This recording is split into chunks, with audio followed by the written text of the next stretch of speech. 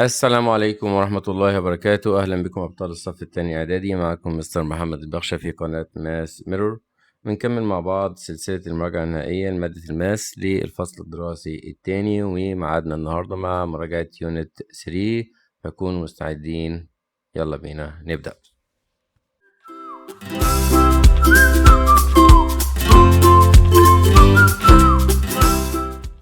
بنبتدي مع بعض بالمالتي تشويس بروبلم.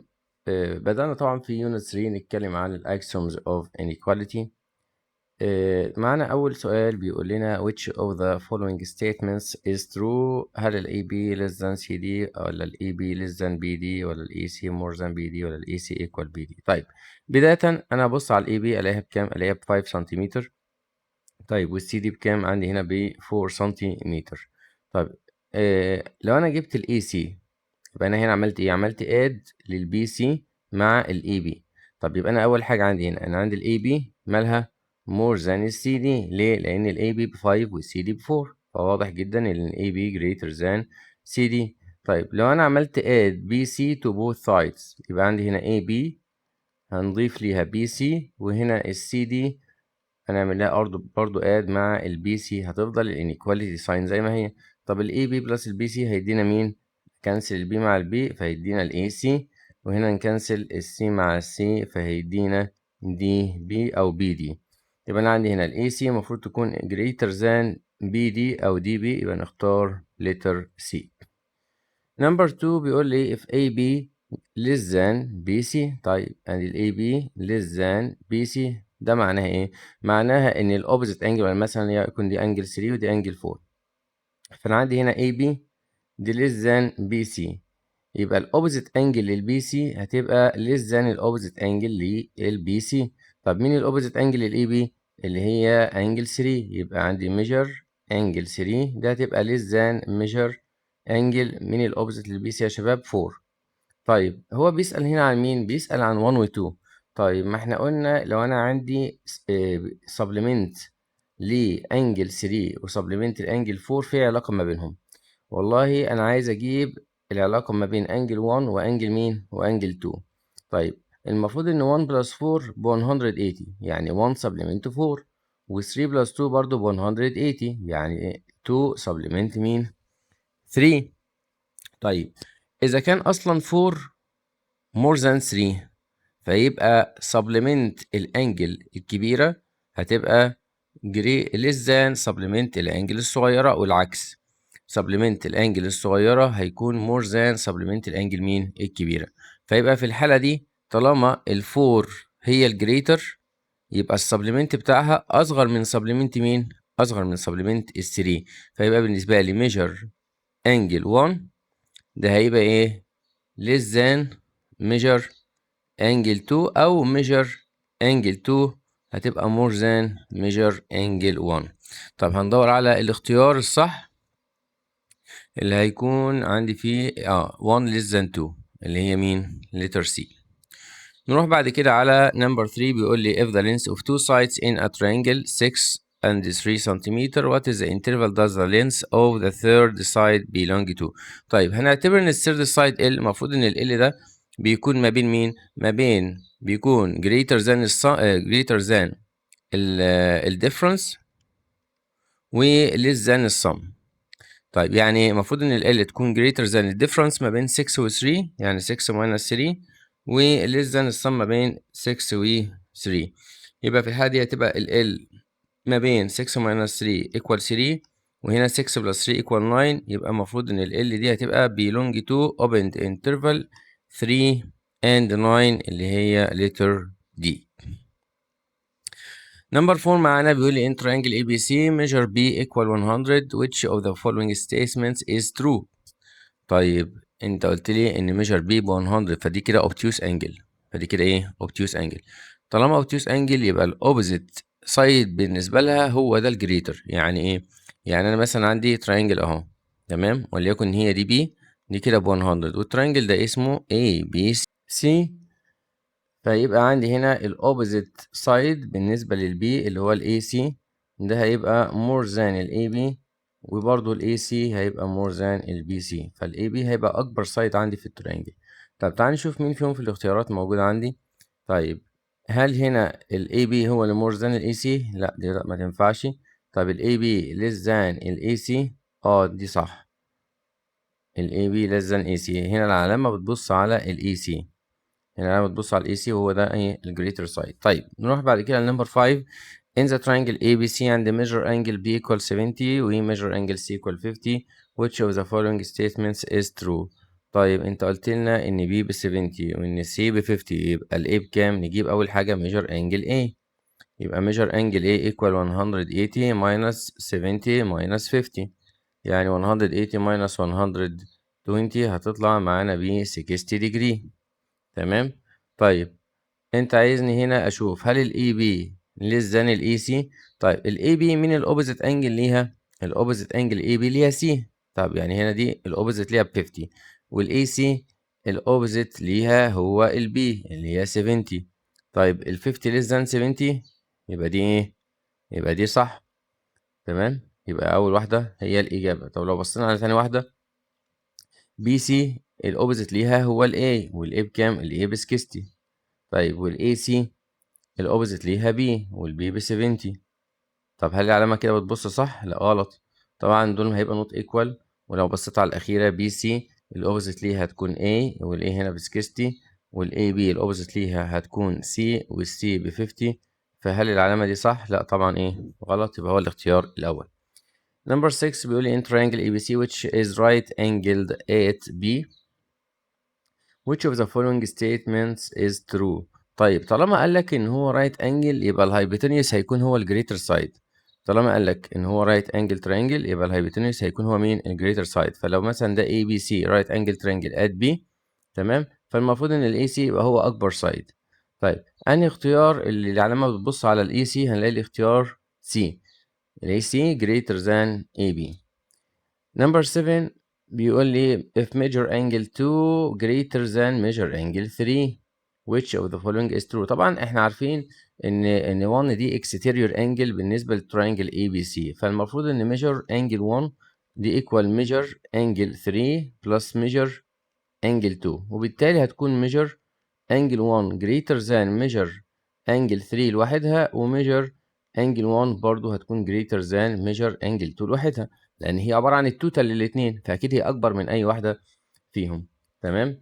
طيب فأنا دلوقتي عندي المفروض إن measure angle 1 greater than measure angle 3 و measure angle 1 greater than measure angle 2، ولكن هو قال لي إن measure 2 greater than measure angle 3.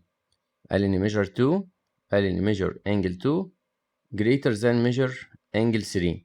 طيب يبقى 3 أصغر واحدة، يبقى 3 هي أصغر واحدة، يبقى لو جيت أرتبهم هرتبهم منين؟ بالنسبة من الجريتر للسمولر هقول 1 وبعدين 2 وبعدين 3، يبقى 1 2 3، 1 greater than 2 greater than 3، 1 greater than 2 greater than 3، يبقى الاختيار letter A. Number 8 عندي هنا A B C D is a parallelogram. طبعا احنا عارفين من البروبرتيز بتاعت الباراليلوجرام ان each أو the two diagonals bisect each other، فالمفروض ان ال MC هتكون equal ال MA وال MB equal مين؟ ال MD. طيب هو بيقول لي ان measure angle 1 greater than measure angle 2. طب ادي 1 اهي وادي 2 اهي. بعد كده بيسألني هنا هل ال AB more than ال BC ولا ال AB equal ال BC ولا ال AB less than ال BC ولا ال DC less than AD؟ طب تعالى نبص على اول 3 اختيارات. هنلاحظ ان ال AB وال BC موجودين معانا في 2 triangles. تمام، ال AB اهو ده موجود في التريانجل AMB، ومعانا في التريانجل التاني BC ده اهي موجودة في التريانجل MCB. طيب يبقى دي من درس ال inequality of two triangles. inequality of two triangles كانت بتقول لك ايه؟ لو انا عندي two triangles فكان عندي side equal side وside equal side وangle greater than angle، فيبقى ال opposite side للجريتر angle في الترينجل الاولاني هتكون more than الايه ال opposite angle للسمولر side في الترينجل التاني. فانا عندي هنا two triangles، مين هما يا شباب؟ MBC و MBA. مالهم؟ عندي ال AM equal ال MC عشان ده diagonal والام هنا mid point. طيب وعندي ايه تاني؟ عندي الام بي ده is a common side. تمام. طيب من برضو احنا واخدين بالنا ان هنا انجل 1 هتبقى ايكوال انجل اي ام بي، فدي برضو هتبقى نفس الايه، نفس الميجر، لان هما الاثنين vertically opposite angle. طيب يبقى انا عندي، انت بتقول لي ان 1 greater than 2، فده معناها ان ال AMB measure angle AMB ده هتبقى more than measure angle BMC. تمام. يبقى انا عندي هنا الاتنين دول vertically opposite angle، فاذا كان 1 more than 2 يبقى ال AMB more than 2 هي كمان، يبقى ال AMB more than 2 اللي هي BMC. تمام. طيب يبقى عندي side equal side وسايد common، وعندي انجل مور ذان انجل، يبقى الاوبوزيت سايد، الاوبوزيت سايد للانجل الكبيره هنا هتبقى greater than الاوبوزيت سايد للانجل الصغيره هنا. طيب مين الاوبوزيت سايد بالنسبه للاي ام بي؟ اللي هو الاي بي، يبقى therefore اي بي هيبقى more than الاوبوزيت سايد للبي ام سي اللي هو بي سي، فيبقى عندي الاي بي more than بي سي، يبقى هو الاختيار A. Number 9 بيقول لي what is the correct ascending order of the length of the sides. طيب عشان نرتب السايدز لازم نرتب الانجلز. طيب يبقى لازم اجيب الانجل سي اول، الميجر بتاعها بكام؟ يبقى ميجر انجل سي دي equal 180 minus 41 plus 60، يعني هتبقى equal 180 minus 60 plus 41 هيدينا 101، يبقى الناتج معايا 79 degree، فدي كده هتبقى 79 degree. طيب هو عايز هنا ascending order، يعني from smallest side to greater side، يبقى أبدأ بالsmallest angle الأول. طيب السمولست انجل هي مين؟ 41، اليمين 41. طيب 41 اللي هي A، مين الاوبوزيت سايد ليها؟ اللي هو بي سي، يبقى انا عندي بي سي less than. بعد كده مين اللي اكبر شويه من ال 41؟ عندنا 60. طب 60 اللي هي بي، مين الاوبوزيت سايد؟ اللي هو اي سي. طيب يبقى اخر حاجه مين الاوبوزيت للسي؟ اللي هو اي بي، يبقى الاسcending order to the side length هيبقى بي سي less than اي سي less than اي بي اللي هو letter A. Number 10 what is the correct ascending order for the measures of the triangle of the angle of a triangle. عكس اللي احنا قلناه، بدل ما كنا هنرتب الانجلز وبعدين نرتب السايدز، لا احنا هنرتب السايدز وبعدين نرتب الانجلز. هو عايز برضو هنا ascending order. طيب هنبدأ بالسمولر سايد اللي هو 13 اللي هو الاي سي، فانا عندي هنا الاي سي less than الاي سي ب 13 والبي سي ب 7 ب 13 والبي سي ب 17 والاي بي ب 20، يبقى المفروض 13 17 20 ده الترتيب. يبقى انا عندي هنا اي سي less than بي سي less than اي بي. من الاوبزيت للاي سي measure angle B less than الاوبزيت للبي سي measure angle A اللي هو الحرف اللي ناقص، والاوبزيت للاي بي هيبقى السي، يبقى measure angle C، يبقى بي اي سي، يبقى بي اي سي اهو اللي هو اول اختيار معانا. نروح ل 11 what is the set of values of x that verify that in measure angle A greater than measure angle B. طيب هو هنا عايز الاكس اللي هتخلي لي الاي greater than البي. طيب في دي بالذات، السؤال ده بالذات كان المفروض ان احنا نكون عندنا two inequalities، لازم يكون عندي two inequalities عشان اقدر اجيب الشرط اللي بيحقق الايه ان الاي greater than البي. طيب والله اذا كان عندي الاي greater than البي هنقول له since ان measure angle A greater than measure angle B، فالمفروض ان الاوبزيت للA هيكون greater الاوبزيت للB. طيب مين الاوبزيت للA؟ اللي هي الاكس، هتبقى more than الاوبزيت للB اللي هي مين؟ اللي هي الاي سي اللي هي 3. يبقى انا كده كونت اول inequality ان الاكس more than 3. تمام، هنسمي دي step 1. بعد كده هنروح على ال inequality of triangle. inequality of triangle كان بتقول ايه؟ ان the length of any side ده بيكون ايه؟ بيكون less than the sum of the other two sides. فالمفروض ان ال x تكون less than السم لل other two sides، يعني less than ال 3 plus ال 5. تمام؟ يعني ده معناها ان ال x هتبقى less than ال 8. هنسمي دي inequality 2. from 1 and 2 يبقى أنا عندي الإكس greater than 3 وليس than 8، يبقى هنختار letter B. تمام، نخلي بالنا من الجزئية دي يا شباب، علشان ممكن واحد يكون inequality واحدة ويقول لك خلاص يبقى هي دي إيه، هي دي الإجابة بس. لأ، أنا لازم أعرف الإكس بدايتها كام ونهايتها كام. هي تمام، هي الإكس more than 3 بس يعني مش للإنفينيتي، لازم ليها نهاية، ما ينفعش إن هي تزيد عنها. فعشان أعرف النهاية بستخدم الإيه، inequality of the triangle. Number 12 بيقول لي what is the set of x values that verify that إن TB more than ST. طيب جميل، تعالى نبدأ بالجزئية دي. أنت بتقول لي إن TB more than ال ST. طب ده معناه إيه؟ إن الأوبزيت أنجل لل TB هتبقى more than الأوبزيت أنجل لل ST. طيب مين ال TB أهي؟ مين الأوبزيت أنجل اللي هي ال X؟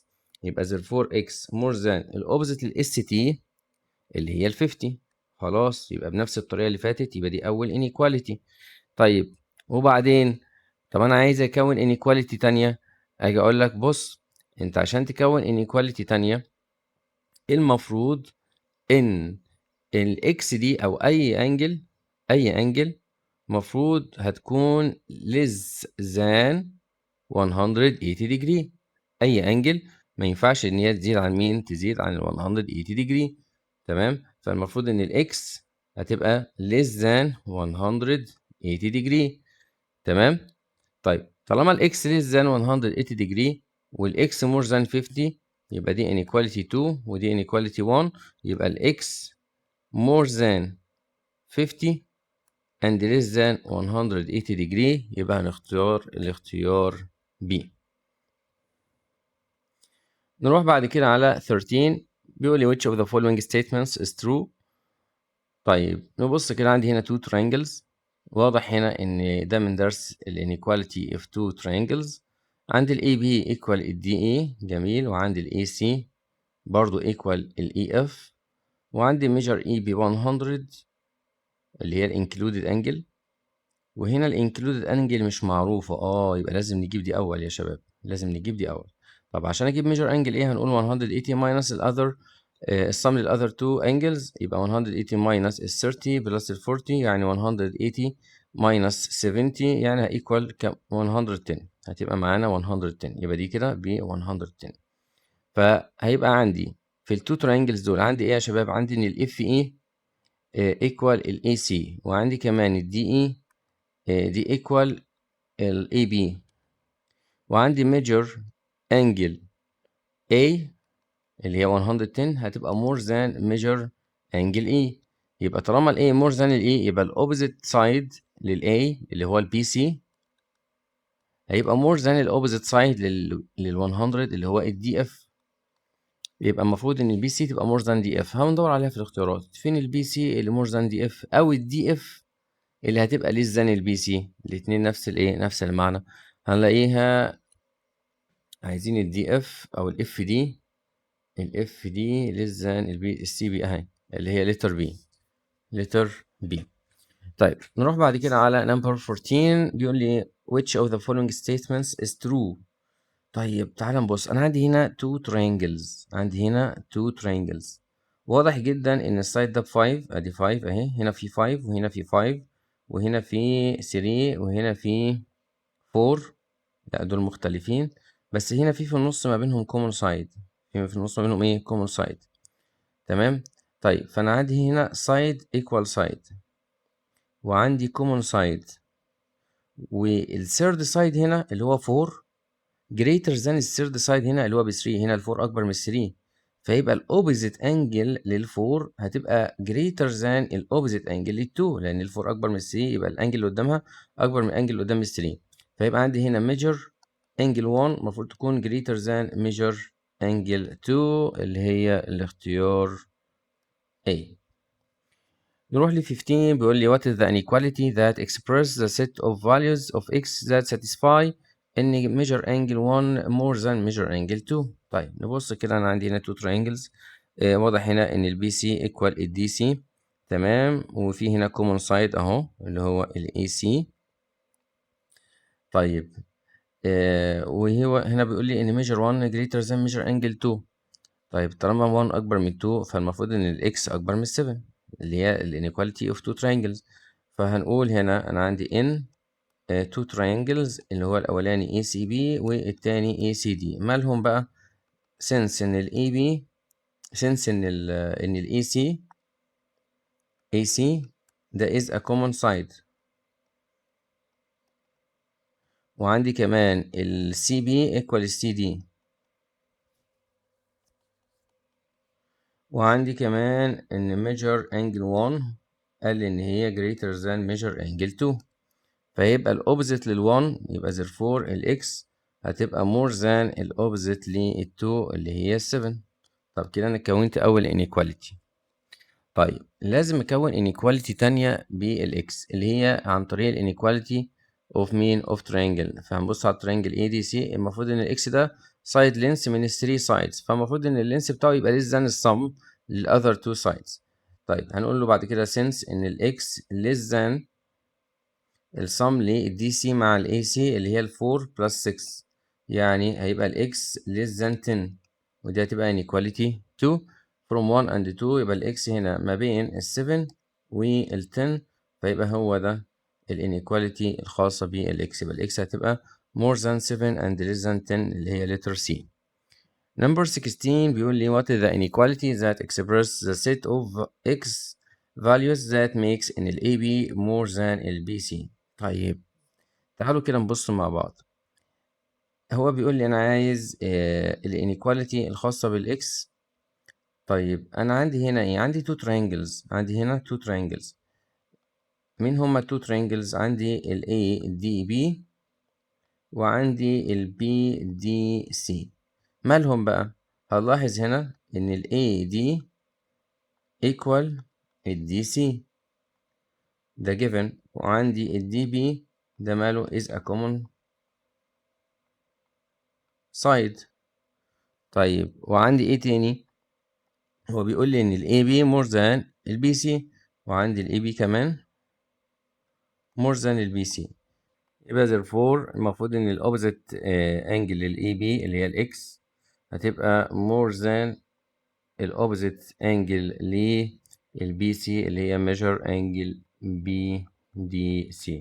طيب ولكن انا عندي ان المفروض ان measure angle ADB بلس measure angle BDC هما الاتنين كده مع بعض ب 180. تمام، فطالما هما الاتنين ب 180 فأكيد طالما الانجل X more than ال BDC فده معناها إن ال X دي هتكون greater than كام؟ greater than 90 degree. يبقى نقول يبقى therefore ال X دي هتبقى more than 90 degree. طب ليه more than 90 degree؟ ما هو طالما هما الاتنين supplementary angles، هما الاتنين supplementary angles يعني التوتال بتاعهم ب 180. طب لو كانوا هما الاتنين equal، لو كانوا هما الاتنين equal فدي هتبقى ب 90 ودي هتبقى ب 90. طب لو الأولى أكبر من التانية يبقى أكيد الأولى أكبر من ال 90 والتانية هتبقى أصغر من 90، فيبقى الإكس هتبقى more than إيه 90 degree، يعني هتبقى obtuse angle. طيب دي كده inequality number 1. طيب لازم نكون كمان inequality تانية، لازم نكون inequality تانية الإكس more than 90. أنا عايز بقى الإكس تبقى less than كام؟ طيب عشان أجيب الإكس less than كام إحنا قلنا في السؤال اللي فات قبل، أو في سؤال قبل كده برضو عدت علينا حتة زي دي، كنا قلنا إن ما ينفعش أنجل تكون more than 180.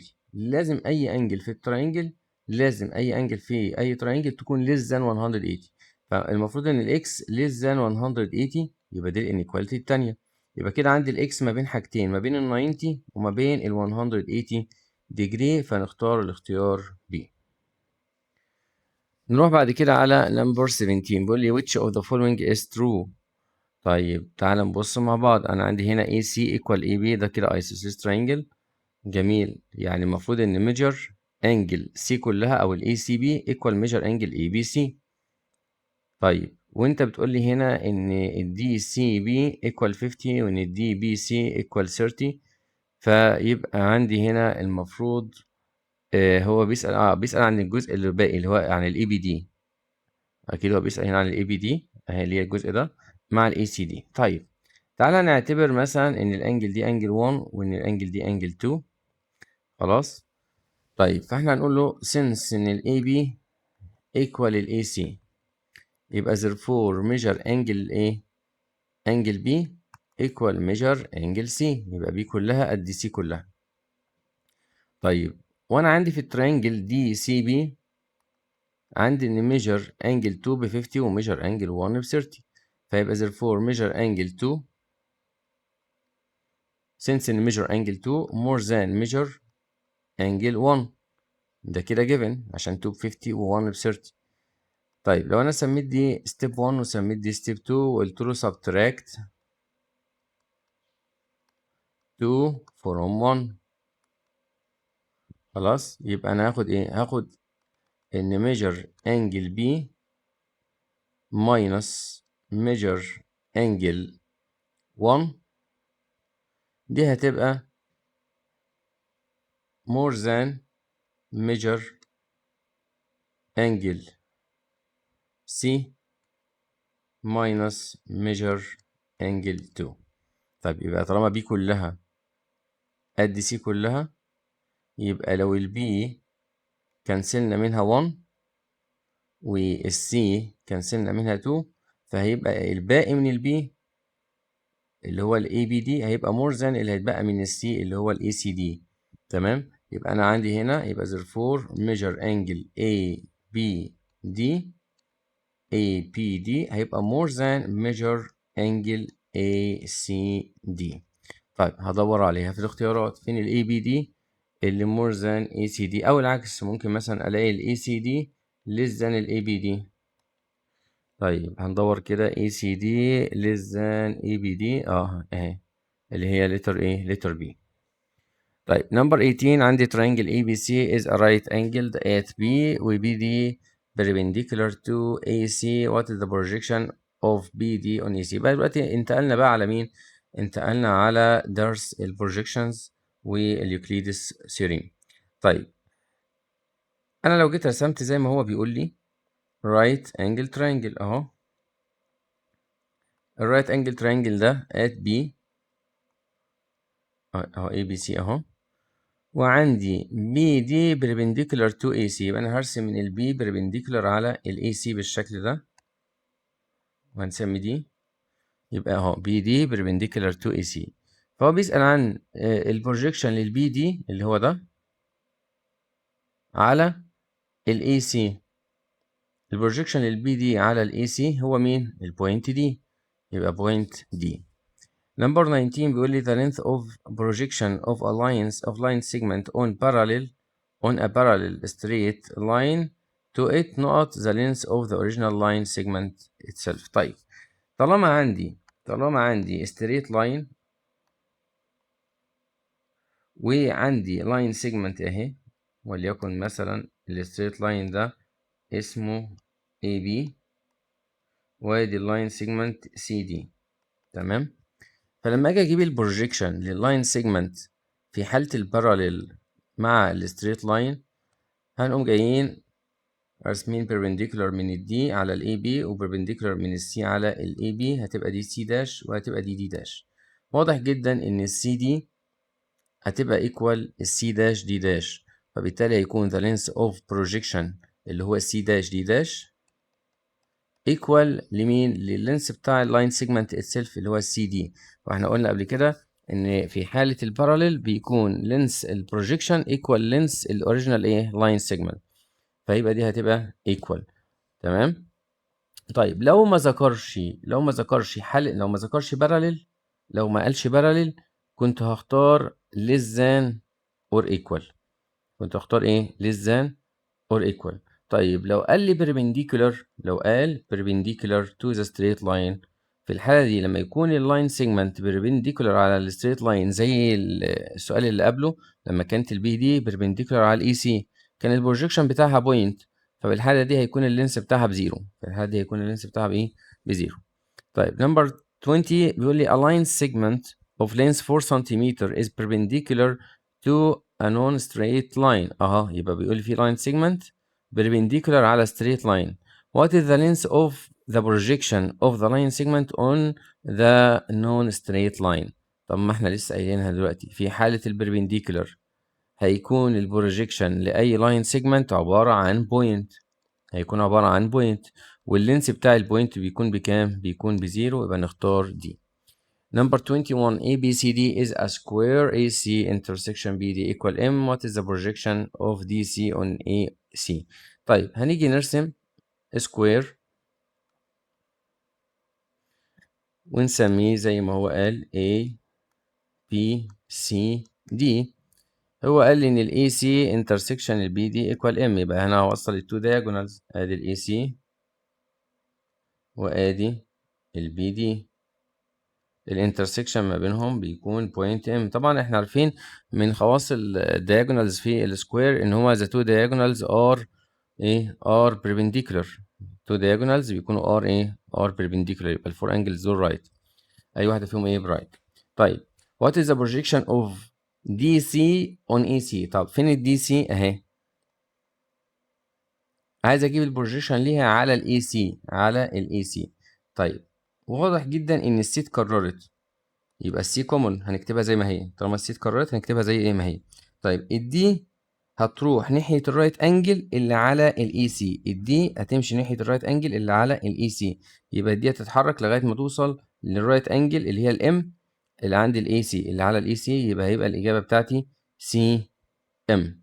يبقى نختار لاين سيجمنت ام سي اللي هي letter B. Number 22 what is the length of projection of BC on BD؟ كده بدأنا نخش على اليوكليدس theorem. طيب عايز اجيب البروجيكشن البي سي على البي دي، عايز اجيب اللينس للبروجيكشن البي سي على البي دي. طيب فين البي سي؟ اهي. طيب فين البي دي؟ اهي.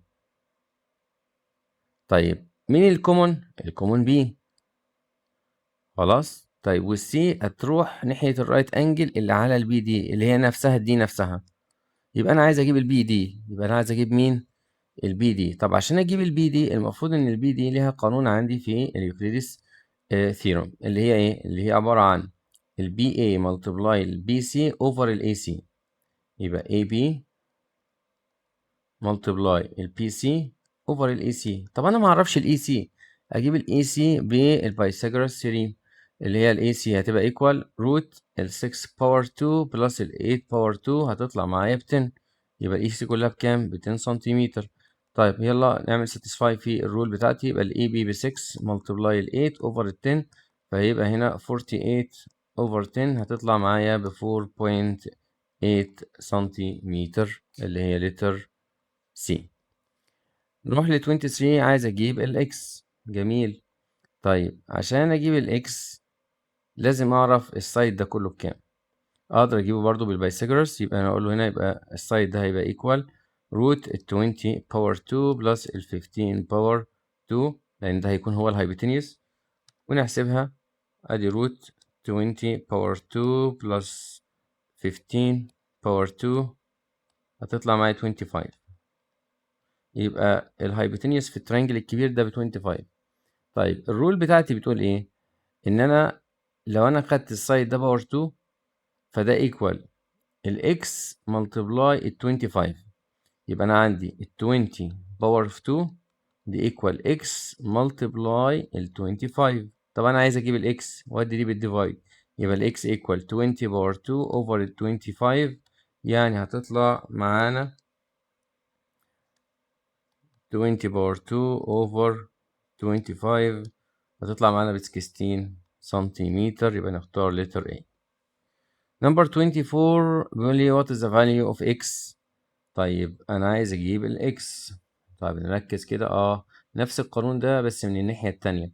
عندي هنا قانون في اليوكليدس بيقول إيه؟ لو أنا خدت السايد ده باور 2 فده equal البروجيكشن ليه على الهايبوتينيوس ملتبلاي الهايبوتينيوس ده كله، فيبقى عندي هنا ال 6 باور 2 دي equal مين؟ equal ال 3 ملتبلاي الاكس يعني equal 3x. طب انا عايز اجيب الاكس وادي ال 3 بالديفايد، يبقى الاكس equal 6 باور 2 over 3، ونيجي نحسبها 6 باور 2 over 3 هتطلع معانا ب 12 سنتيمتر، يبقى نختار letter C. Number 25 بيقول لي what is the length of projection of line segment EB on straight line EC؟ طيب فين ال EB؟ اهو، عايز اجيب البروجيكشن ليه على الاي سي، على الاي سي. طيب بداية انا ما عنديش رايت انجل على الاي سي، انا ما عنديش رايت انجل على الاي سي. السؤال ده جميل قوي، وبالتالي لازم هعمل ايه؟ هاجي من عند البي وارسم بروجيكشن على الاي سي عشان يتكون عندي هنا رايت انجل على الاي سي. فهنعتبر مثلا دي بوينت دي، يبقى عشان اجيب اللينس بتاع البروجيكشن للاي بي على الاي سي عملت كونستراكشن بي دي perpendicular to AC at D. طيب فبالتالي هيبقى البروجيكشن هو عبارة عن الاي دي. ليه؟ عشان الاي متكررة، الاي كومون، والبي هتمشي ناحية مين؟ السي. طبعا كتير لما يشوف السؤال ده كان ممكن يقع في الفخ ويقول لك يبقى الناتج بتاعي هيبقى الاي سي. لا يا حبيبي، انا ما عنديش على الاي سي رايت انجل، لازم ترسم بروجيكشن علشان يبقى في رايت انجل على الاي سي.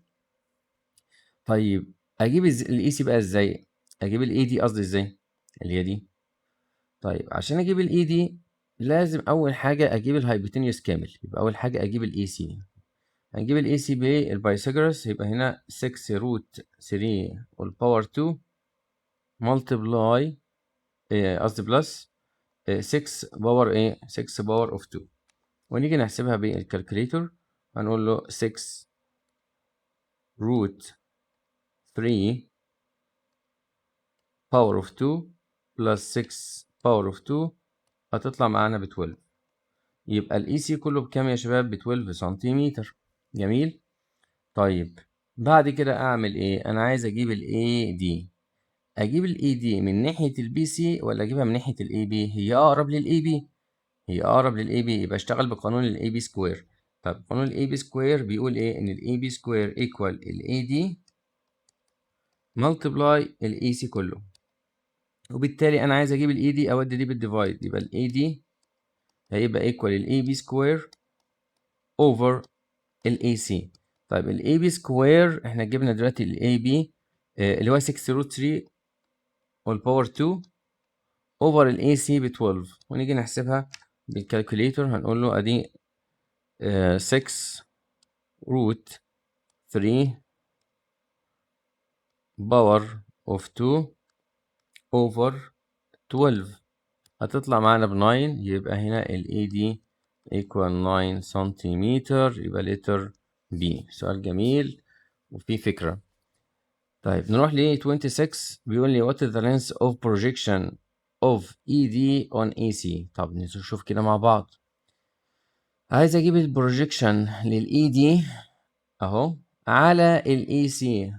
يبقى هنا برضو نفس الفكرة، لازم ارسم كونستراكشن بالشكل ده، ولازم ارسم كونستراكشن بالشكل ده. تمام، اللي هو مثلا وليكن اي داش، وهنا وليكن دي داش. طيب هنلاحظ ايه؟ هنلاحظ اصلا ان احنا درسنا الترم الاولاني بالنسبه لما يكون عندي ميد بوينت وميد بوينت في اي تراينجل، فبيكون اللاين سيجمنت جويننج بتوين ذم دي بنسميها ميد سيجمنت. تمام. طيب الميد سيجمنت ديت بتكون باراليل للثيرد سايد، بتكون باراليل لمين؟ للثيرد سايد. فانا عندي الاي دي اصلا باراليل مع الاي سي، يبقى دي حاله باراليل، دي حالة ايه؟ باراليل. فهيكون اللينس بتاع اللاين سيجمنت ايكوال للينس البروجيكشن على الاي سي، لان هما الاتنين باراليل مع بعض، فيدينا نفس الناتج بكام؟ ب 4 سنتيمتر. دي هتبقى برضو بكام؟ ب 4 سنتيمتر. نروح بعد كده على درس area of circle والبريمتر of circle. هنا بيقول لي انا عندي circle الراديوس بتاعتها ب 5 والديامتر هيكون بكام؟ طيب خلي بالنا عشان نجمع القوانين بتاعت الدروس دي عشان مهمة جدا، وديت ان شاء الله اكيد هنعتمد عليها في السنين اللي جاية. بيقول لي الديامتر عايز اجيبه عن طريق الراديوس. طب ما انت عارف ان الديامتر عبارة عن دبل الراديوس، يعني 2 ملتبلاي الراديوس، فيبقى 2 ملتبلاي 5 يبقى ايكوال كام؟ ايكوال 10 سنتيمتر. سهلة.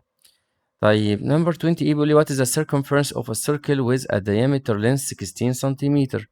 طيب انت عايز تجيب السيركمفيرنس عن طريق الديامتر. طب في قانون مباشر بيقول لي ان السيركمفيرنس ايكوال دي باي، او دي ملتبلاي الديامتر ملتبلاي الباي. الديامتر عندك هنا مديهولك ب 16، يبقى 16 باي. خلاص خلصت. يبقى نختار letter P. What is the area of a circle؟ بص الاريا ما ينفعش احسبها بالديامتر، الاريا لازم اجيب اول حاجه الراديوس. هو مديك الديامتر ب 12 يبقى لازم تجيب هاف الديامتر اللي هو بايه ب 6. انت عارف ان الراديوس هاف الديامتر، يعني هتبقى 12 ديفايد باي 2 ايكوال ايه 6 سنتيمتر. بعد كده تقدر تجيب الاريا زي ما انت عايز. طب الاريا عباره عن ايه؟ الاريا عباره عن باي ملتبلاي ار سكوير. طب هو مديك هنا الاختيارات كلها ان ترمز اوف باي، يبقى ما تعوضش عن قيمه الباي، عوض عن الار بس. فيبقى الاريا ايكوال ار سكوير اللي هي 6 سكوير ملتبلاي الباي، فتبقى 36 باي، واليونت هتبقى بالسكوير يونت سنتيمتر سكوير. يبقى الاختيار سي. Number 30. What is the length of radius of a circle with circumference 22 باي سنتيمتر؟ طيب انت مش لسه قايلين من دلوقتي ان السيركمفيرنس عبارة عن دي باي؟ حلو، يعني المفروض لا هساوي الكلام ده بالرقم اللي هو مديهوني، يبقى ده equal 22 باي. طير الباي مع الباي يبقى الديامتر ب 22، يبقى الراديوس ايكوال هاف الديامتر، يعني 22 ديفايد باي 2 يدينا 11 سنتيمتر اللي هي letter P. Number 31 بيقول لي what is the diameter length of a circle whose area 144 باي. طيب احنا لسه قايلين الاريا عبارة عن باي ار سكوير، وانت بتقول لي ان الاريا دلوقتي ب 144 باي. ساويهم ببعض، طير الباي مع الباي يبقى الار سكوير ب 144. طب انا عايز الار، هات الروت، يبقى الار ايكوال روت 144. طبعا انا جبت هنا بوزيتيف روت بس لان ما فيش راديوس بيكون بالنيجاتيف، فكده ولا كده هنستبعد النيجاتيف. فبدل ما اقول بوزيتيف اور نيجاتيف قلت بوزيتيف على طول، على اساس الناتج لازم يكون ايه بوزيتيف. هتطلع معايا روت 144 ب 12 سنتيمتر، فيبقى هنا الراديوس ب 12. طب هو هنا ما بيسالش عن الراديوس، بيسال عن الديامتر. طب ما الديامتر عباره عن دبل الراديوس، فيبقى 2 ملتبلاي 12 ايكوال 24 سنتيمتر، يبقى نختار لتر دي. Number 32 بيقول لي if the circumference of a circle equal C and the length of the circle's diameter equal D, what is the value of C over D؟ يا سلام، سؤال جميل جدا. اللي هو بيقول لك عايز اجيب الريشيو ما بين السيركمفيرنس وما بين الديامتر. طيب ما ديت اصلا احنا واخدينها في اول الدرس ان اصلا الريشيو ما بين السيركمفيرنس لاي سيركل واتس دايمتر لينس ده بيدينا مين؟ بيدينا باي. حتى لو احنا عملنا كروس مالتيبليكيشن تمام هيدينا ان السي ايكوال دي باي اللي هو القانون اللي احنا قلناه في الاول اهو. فيبقى بالنسبه لي الناتج هيبقى عباره عن مين؟ عباره عن الباي. نروح ل 33. عندي ام اي اللي هو راديوس السيركل الصغيره ده ب 5، وعندي الام وعندي الاي بي الجزء ده ب 2. طيب what is the area of the colored board؟ طيب عشان اجيب الاريا للcolored board يبقى انا عايز اجيب الاريا بتاعت الجريتر سيركل ماينس الاريا للسمولر سيركل. يبقى اول حاجه هنجيب مين؟ الاريا of مين؟ the area of the greater circle. نفس القانون باي ار سكوير تمام، اللي هو ايكوال الار بتاع الجريتر اللي هو ال 5 بلس ال 2، لان هنا الام بي عباره عن 5 ومعاها 2 كمان يبقى 7. فيبقى 7 سكوير باي اللي هي ايكوال 49 باي سنتيمتر سكوير. بعد كده هنجيب الاريا of the smaller circle برضو باي ار سكوير، ولكن الار هنا ب 5 بس، فيبقى 5 سكوير ملتبلاي الباي فيبقى 25 باي سنتيمتر سكوير. بعد كده نجيب الاريا للكالرد بارد، هنجيب الاريا الكبيره ماينس الصغيره يبقى 49 باي ماينس 25 باي، هتبقى معانا 9 ماينس 5 4 و4 ماينس 2 2، هتبقى 24 باي سنتيمتر سكوير اللي هي لتر A. نروح بعد كده على الفوليوم واللاترال اريا والسيرفيس اريا. طيب انا معايا اي سوليد او اي ريجولار سوليد سواء كان سلندر او كوادريلاترال بريزم او تريانجولار بريزم او حتى كيوبويد. عندي الفوليوم ليه قانون اساسي اللي هو مين؟ اللي هو بيز اريا ملتبلاي الهايت. وعندي اللاترال اريا دي برضو عبارة عن بيز بريمتر ملتبلاي الهايت. يبقى دي قوانين اساسيه لازم اكون حافظها. طيب بالنسبه للتوتال اريا او السيرفيس اريا، ساعات بنقول عليها كده او كده، دي عباره عن اللاترال اريا بلس دبل البيز اريا. فلما نحل الاسئله دي، لما يجي لي سؤال زي ده ويطلب مني الفوليوم واللاترال اريا والسيرفيس اريا، بنرتب الخطوات بتاعتنا كالتالي: نجيب اول حاجه البيز اريا، بعد كده نجيب البيز بريمتر، بعد كده نبتدي نعوض في القوانين ده اللي احنا هنكون حافظينها، هيطلع معانا الناتج بكل سهوله. طيب بالنسبه لنا هنا بيقول لي what is the volume of the cylinder، فاتفقنا احنا هنجيب اول حاجه البيز اريا وبعد كده البيز بريمتر. طيب البيز اريا اللي هو الاريا للسيركل، لان البيز هنا على شكل سيركل، فيبقى الاريا اوف سيركل اللي هي باي ار سكوير. طب الار هنا عندي ب 7 والباي هنا ب 22 over 7، يبقى هنا 22 over 7 multiply 7 سكوير. هنيجي نحسبها بالكالكوليتور. 22 over 7 multiply 7 سكوير هتطلع معانا يا شباب ب 154 كيوبيك سنتيمتر. تمام، يبقى انا عندي هنا الفوليوم هيبقى قصدي البيز اريا هيبقى 154 سكوير سنتيمتر، قصدي سوري، احنا بنجيب الاريا فالاريا بتكون بالسكوير سنتيمتر. طيب ده كده البيز اريا. طيب ممكن اجيب الفوليوم دلوقتي على طول، ولكن احنا كده ولا كده هنحتاج البيز بريمتر، فنجيب اول قبل منها البيز بريمتر اللي هي البريمتر of the circle اللي هي circumference اللي هي 2 باي ار، اللي هي 2 باي ار. فيبقى 2 multiply 22 over 7 multiply الار ب 7، ال 7 هتروح مع ال 7 هتطلع معايا ب 44 سنتيمتر. معانا البيز اريا ومعانا البيز بريمتر، يلا بقى نعوض في القوانين بتاعتنا. نجيب الفوليوم قلنا البيز اريا multiply الهايت، يعني 154 multiply الهايت اللي هو هنا بكام؟ ب 5، ونيجي نحسبها نشوف هتطلع معانا بكام. ادي ال 154 multiply ال 5 هتطلع ب 770. هي دي بقى اللي هيبقى بالكيوبيك سنتيمتر لان ده فوليوم، يبقى نختار لتر بي. طيب عايز اجيب اللاترال اريا. اللاترال اريا عبارة عن البيز بريمتر multiply الهايت، يعني 44 multiply الهايت ب 5. هنقول 44 multiply 5 هتطلع 220 سنتيمتر سكوير عشان دي اريا، يبقى هنا هتبقى لتر A. طيب عايز اجيب التوتال اريا. توتال اريا او السيرفيس اريا ده عبارة عن اللاترال اريا اللي هي 220 بلس 2 multiply base area، يعني 2 multiply 154. ونيجي برضو نحسبها، هنقول له 220 plus 2 multiply 145 154 هتطلع 528 سكوير سنتيمتر اللي هي لتر سي.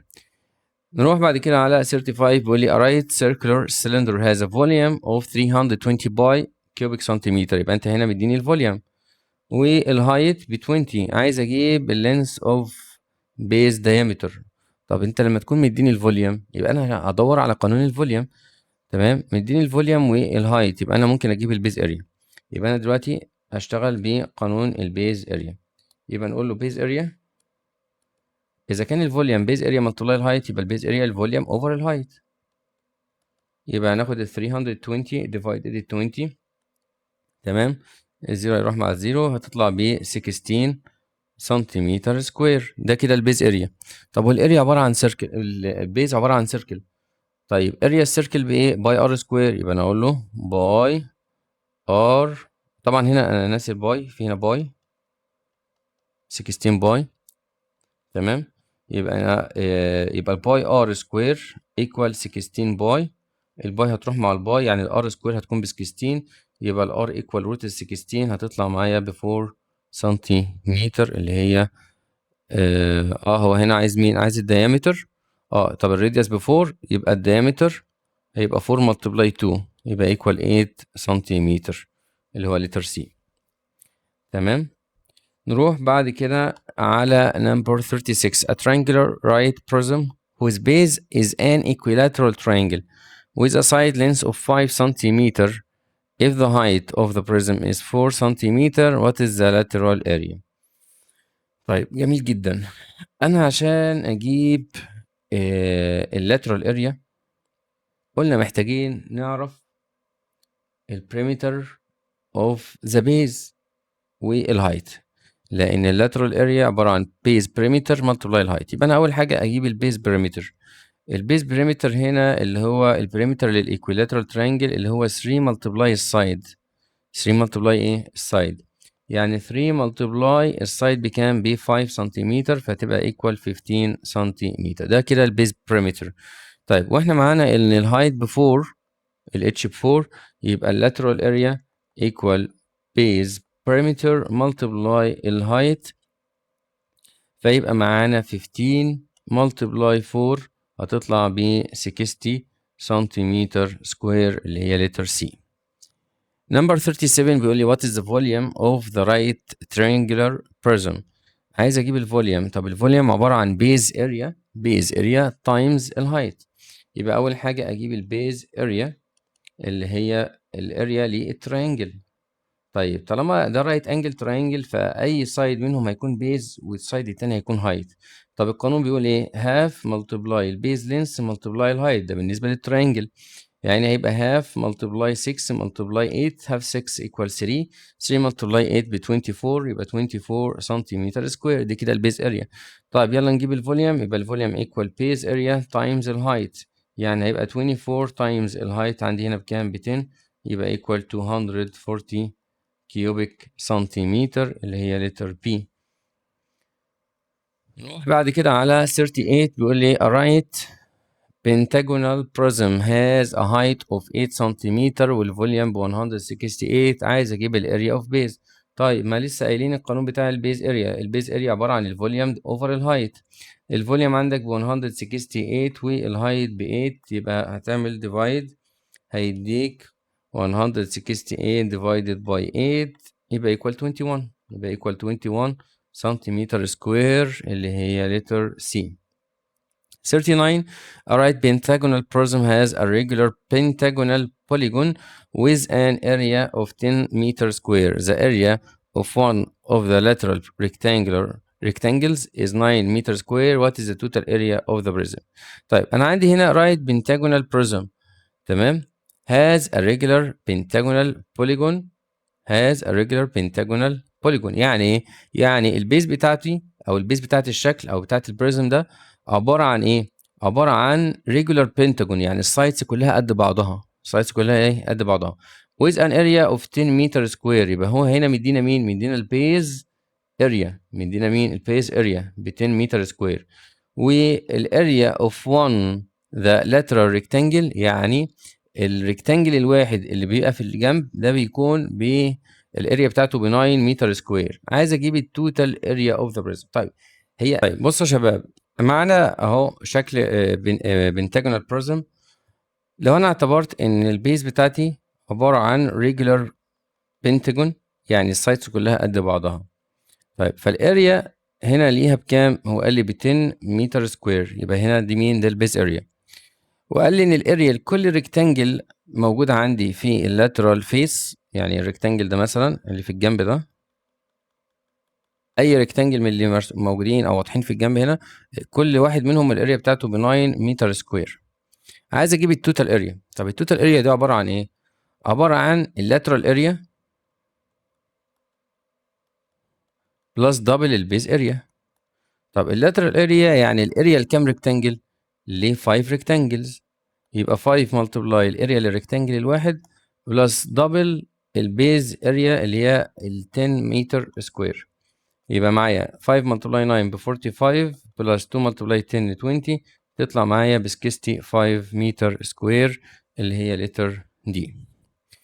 Number 40 بيقول لي what is the length of the radius of the circle whose center -2 and 3 and the path through the point 2 and -1. طب انت هنا احنا دخلنا على الدرس اللي بعده اللي هو distance between two points. طيب الجنرال رول بتاعت الديستانس كانت بتقول ايه؟ ان انا بجيب روت ال x2 2 minus ال x1 والباور 2 بلس ال y2 minus ال y1 والباور 2. وممكن أبدل عادي مفيش مشكلة، ممكن أقول x1 minus x2 y1 minus y2. طيب أنا عندي هنا السنتر بتاع السيركل نيجاتيف 2 and 3، والسيركل دي بس through the point 2 and negative 1. فلو أنا جيت عشان نبقى فاهمين، بس لو أنا جيت رسمت سيركل أهو، تمام، وقلنا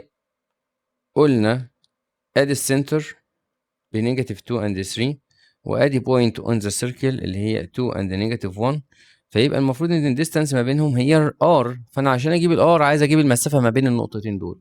طيب هنطبق القانون عندنا، يبقى هنا الار ايكوال روت، يلا يبقى نبدا بمين اهو، x2 minus x1 يبقى نيجاتيف 2 minus 2 والباور 2 بلس y2 minus y1 اللي هي 3 minus 1 يبقى بلس 1 والباور 2. ونيجي نحسبها، يبقى روت ادي نيجاتيف 2 نيجاتيف 2 نيجاتيف 4 والباور 2 يبقى هيدينا هنا ايه 16 بلس 3 بلس 1 4 والباور 2 برضه هيدينا 16.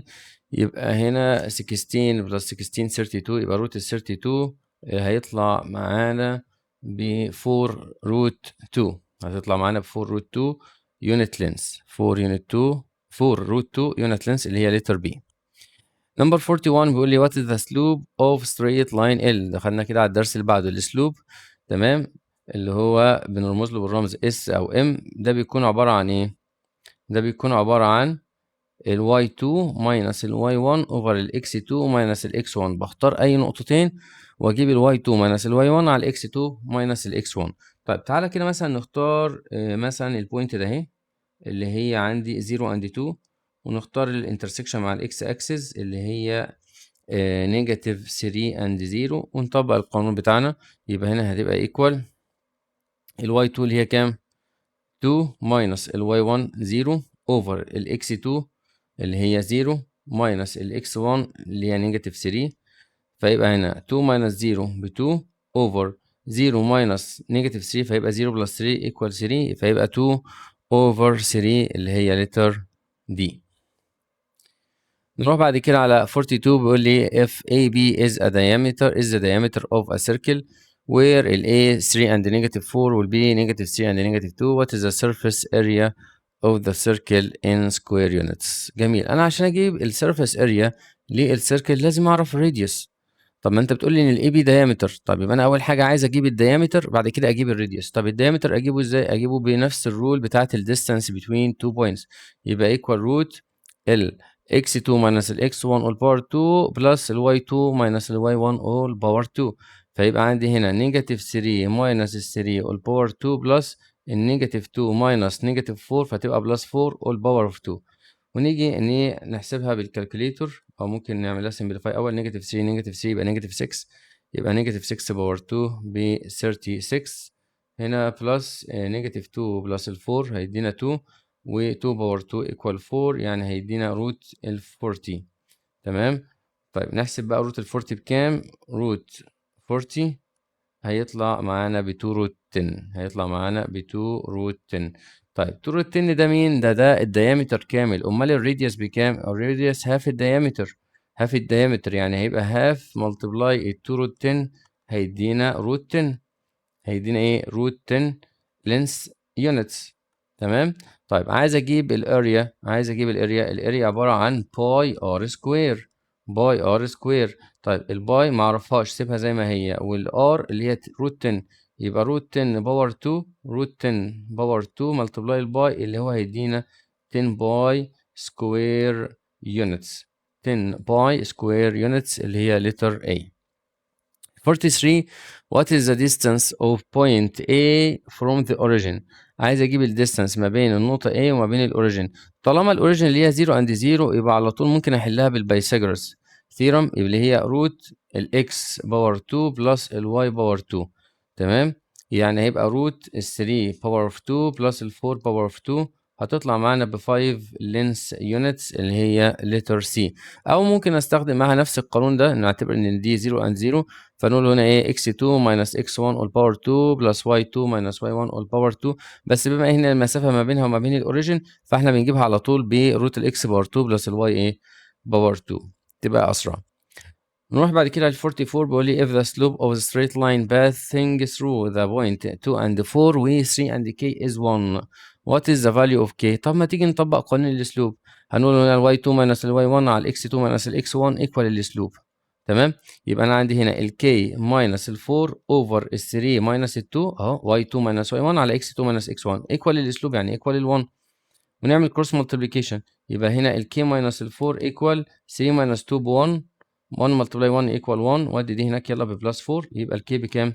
ب 4 بلس 1 يعني equal 5 يبقى ال k ب 5. Number 45 بيقول لي if the slope is a straight line passing through the point 3 and 1 و k minus 4 is undefined. تمام، امتى يكون الاسلوب undefined؟ لما يكون parallel to y axis. وامتى يكون parallel للy axis؟ لما يكون ال x2 equal ال x1. لما يكون ال x2 equal مين؟ ال x1. طيب فالمفروض ان انا عندي لو انا جيت اطبق القانون يبقى نيجاتيف 4 minus ال 1 over ال k minus ال 3. تمام، ده equal مين؟ equal undefined يبقى 1 over 0 equal ايه؟ 1 over 0. يبقى انا كده هاخد ال k minus ال 3 دي هساويها بالزيرو يبقى ال k equal كام؟ يبقى ال k equal 3. او ممكن ان احنا بنقول طالما زي ما انا قلت من شويه امتى هيكون الاسلوب undefined؟ لما يكون ال x2 equal ال x1. لما يكون ال x2 equal x1، طب ما هي دي ال x2 وهي دي ال x1 يبقى على طول مباشره اقول له ال k equal 3. اقول له ال k equal كام؟ ال k equal 3. طيب لو كان الاسلوب بزيرو، لو كان الاسلوب بزيرو في الحالة دي هيكون parallel to x axis. في الحالة دي هيكون parallel to x axis، يعني لو كان الاسلوب equal 0 فهيكون ال straight line parallel لل x axis. في الحالة دي هيكون ال y2 equal ال y1. هيكون ال y2 equal ال y1. طيب نروح ل 46 بيقول لي if the point A, B and C are collinear. يعني are collinear يعني on the same straight line. What is the value of K؟ السؤال ده مشهور وبيجي كتير. طالما هو ال 3 points are collinear يبقى اسلوب ال AB equal اسلوب ال BC. يبقى اسلوب ال AB equal اسلوب ايه؟ ال BC. طب تعال نجيب ال M1 او الاسلوب الاولاني. تمام، ساعات بنرمز له بالاسلوب ب M و S. يبقى هقول له هنا T 2 minus 1 اللي هو ال y2 minus ال y1 على ال x2 minus ال x1 اللي هي 2 minus ال 1. ف 2 minus 1 equal 1 over ال 1 فيبقى equal 1. بعد كده اجيب الايه؟ الاسلوب الثاني اللي هو m2 اللي هو اسلوب البي سي. فيبقى عندي هنا ال k minus 2 over ال 3 minus ال 2 هيبقى equal k minus 2 over ال 1 يعني equal مين؟ equal k. تمام، يبقى ال m2 k. يبقى طالما عندي ال m1 equal ال m2 لان هما هيكونوا on the same straight line يعني اسلوب ال ab equal اسلوب ال bc يعني ال m1 equal m2 فيبقى ال k equal ال 1. يبقى انا عندي ال k بكام؟ هتبقى equal 1. نروح بعد كده على 47 بيقول لي what is the distance between the two points 3 and a و negative 1 and a. عايز اجيب الديستانس ما بين النقطتين دول. تمام، طيب هنجيبها ازاي؟ والله بص، طالما عندي هنا الواي نفس الواي يبقى طالما الواي نفس الواي يبقى على طول اجيب المسافه ما بين الاكس والاكس. طالما الواي نفس الواي اجيب المسافه بين الاكس والايه والاكس، او ممكن اطبق القانون اللي احنا عارفينه عادي. تمام، بس هي طالما الواي نفس الواي خلاص، طالما الواي نفس الواي يبقى هما الاتنين on the same horizontal straight line. او في الحاله دي هنجيب طبعا يبقى في الحاله دي بيكون باراليل لمين؟ بصوا يا شباب، يعني لو انا عندي مثلا ده الاكس اكسس وده الواي اكسس. تمام، وانا قلت ان ده 3 اند اي وده نيجاتيف 1 اند اي، وليكن ان دي الاي، وليكن ان ده مين؟ الاي. فيبقى دي هنا مثلا 3 اند اي، خليها مثلا اهي، خليها في البوزيتيف. ادي 3 اند اي هي النقطه دي. وفي النيجاتيف عندي نيجاتيف 1 اند اي اهي، نيجاتيف 1 اند اي. لو انا عايز اجيب الديستانس ما بينهم يبقى انا عايز اجيب الديستانس ما بين ال 3 والنيجاتيف 1 على طول. عايز اجيب الديستانس ما بين ال 3 والنيجاتيف 1 على طول. طيب اجيبها ازاي؟ absolute value ل 3 minus النيجاتيف 1 على طول. absolute value ل 3 minus النيجاتيف 1 فيدينا absolute value لل 3 بلس ال 1 اللي هي تدينا 4 length units اللي هي letter B. تمام. طيب نفس الكلام كان ممكن برضو نعمله لو كان قايل لي مثلا يا شباب عندي line segment، تمام، وعايز اجيب الديستانس ما بين الاند بوينتس، وليكن دي مثلا A and negative 2 وهنا A and 4 مثلا. تمام. عايز اجيب الديستانس دي، هنلاحظ ان هما ليهم نفس الاكس كوردينيت، يبقى الديستانس على طول مباشرة absolute value للديفرنس between الواي coordinates، يبقى 4 minus negative 2، فهتبقى عندي absolute value لل 4 plus ال 2 اللي هي equal 6 length ايه units. يبقى نفس الطريقة لو كان اللاين سيجمنت هوريزونتال هنقدر نجيبها بالشكل ده اللي هو absolute value للديفرنس between the x coordinates، ولو كانت vertical او perpendicular او parallel للواي اكسس هيكون الديستانس ما بين التو بوينتس عباره عن absolute value للديفرنس between y coordinates. نروح بعد كده على 48. what is the length of DE؟ عايز اجيب اللينس للدي اي. طب هنجيب اللينس للدي اي ازاي؟ والله انا لسه قايل الجزئيه ديت في مساله قبل كده، ان لو عندي اي ميد بوينت والدي ميد بوينت يبقى الميد سيجمنت ما بينهم هتبقى ايكوال هاف الثيرد سايد.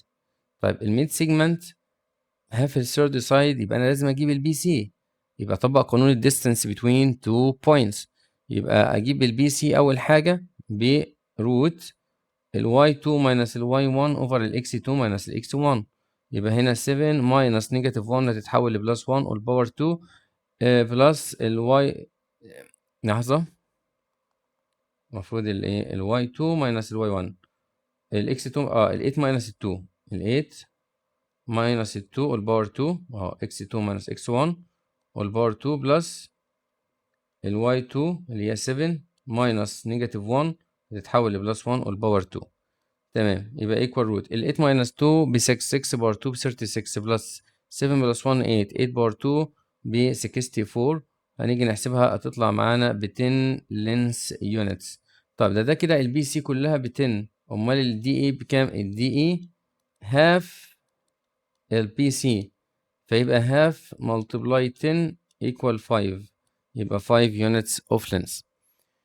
طيب نروح بعد كده ل 49. بيقول لي what is the height of the end inclined root B above the ground. طيب عشان اجيب الهايت للبي above the ground يعني عايز اجيب الجزء ده. تمام. فالمفروض ان انا عندي قانون بيقول لي ايه، بيقول لي ان فانا عندي الاكس هنا دي بالنسبه لي اللي هي الهايت، يعني حتى ممكن نرمز لها بالرمز اتش. تمام. طيب هنلاحظ ان انا عندي بالنسبه للرود اي بي، لو انا مثلا اعتبرت هنا سي، فالمفروض ان الاي والسي والبي ار on the same straight line، فيبقى اسلوب الاي سي equal اسلوب الاي بي، اسلوب الاي سي equal اسلوب الاي بي.